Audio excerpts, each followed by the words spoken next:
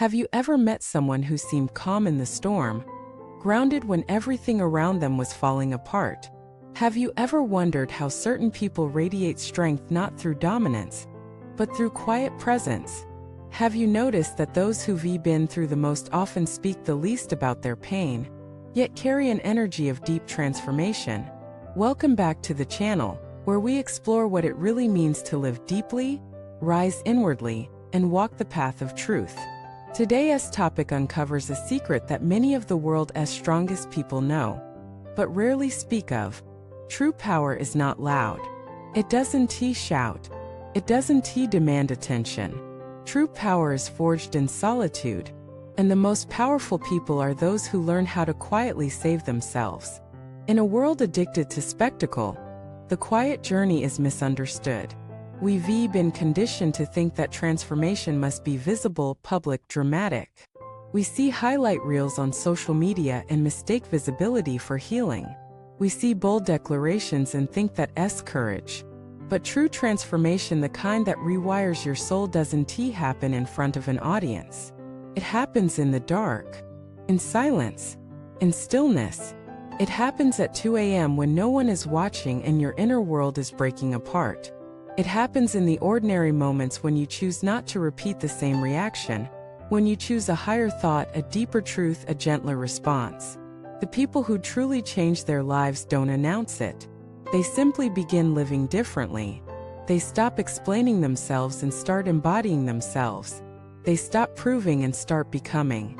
They stop seeking saviors and start becoming their own anchor.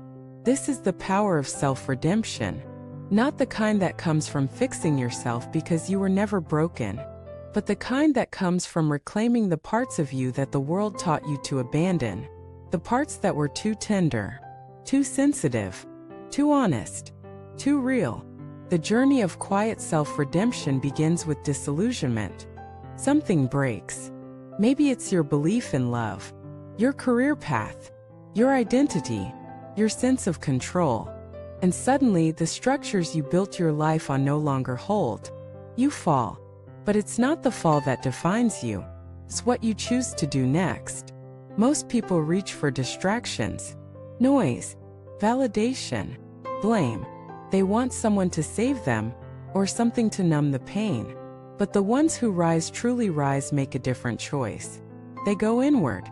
They face what's underneath.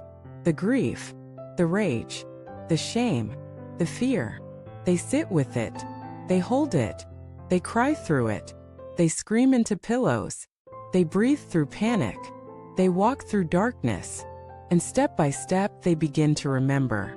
They remember that they are not their wounds, that they are not the stories others wrote for them, that they are not the roles they were forced to play. They remember their own light. And without making noise, they begin to rebuild. One boundary at a time, one honest no at a time, one vulnerable yes at a time, one loving choice at a time. They don't need applause. They don't need permission. They're not trying to prove anything. They're simply honoring themselves. This kind of quiet transformation is sacred, because it's not for the world, it's for the soul. And it's what makes someone truly powerful, not in the way that intimidates, but in the way that liberates. People who save themselves quietly develop a kind of inner authority that can't be faked. You feel it when they walk into a room. You feel it in their groundedness, in their clarity, in their ability to hold space without dominating it. They don't need to raise their voice to be heard. They don't need to be loud to be seen. They don't need to be aggressive to be respected. They simply are, because they've gone to the depths of themselves and returned. Not perfect, but whole. There's a kind of strength that can only be earned by walking through your own fire, by learning to hold yourself when no one else can, by learning to be your own sanctuary. This is not about isolation. It's about sovereignty. It's about choosing to meet your pain instead of projecting it, to meet your fear instead of fleeing it, to meet your truth instead of performing someone else's. And that kind of strength, quiet, grounded, compassionate, is rare, because it can't be bought, it can't be borrowed, can only be lived. Quiet self-redemption doesn't look impressive from the outside. You won't get a certificate. You won't get a standing ovation. But you will get peace. You will get alignment. You will get a life that no longer exhausts you to maintain. And that is everything. Let us talk about what this looks like in practice. It looks like setting boundaries without guilt. It looks like choosing rest over proving your worth through productivity. It looks like walking away from toxic dynamics not because you hate them, but because you finally love yourself.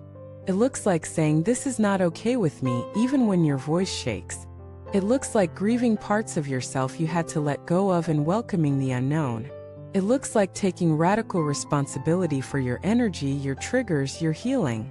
It looks like living with integrity even when no one is watching. And slowly the noise within quiets. The chaos softens. You begin to live with more spaciousness, more grace, more authenticity. And from that place you begin to attract differently. Not because you're manifesting more, but because you've stopped abandoning yourself. You're no longer tolerating what doesn't honor your truth. And the world responds, not always instantly, but inevitably. Your energy shifts. Your boundaries strengthen. Your relationships deepen. Because when you save yourself quietly, you teach others without saying a word that they can too. You become a living permission slip. You become a mirror. You become an invitation. And that is the most powerful thing you can offer this world. Not advice, not instruction, but embodiment. So if you're in the fire right now, wondering if it's worth it, keep going. If you're sitting alone in your room, holding your breaking heart, keep breathing. If you're facing parts of yourself you were once too afraid to meet, keep choosing truth. Because this is the moment your power is being forged. Not in noise, but in the quiet. In the choice to stay present, to stay honest, to stay kind to yourself even when you don't have answers yet. You are not behind. You are not lost. You are not broken. You are becoming. And that becoming, it's sacred. Thank you for watching this video. If you felt seen, moved, or inspired, let us know in the comments what part of your quiet transformation you're walking through. Like the video to support others who are on this journey. And subscribe to the channel for more content that honors your inner strength, your hidden healing, and your silent power. You don't need to be loud to be powerful. You just need to be true. And when you are, nothing can stop you.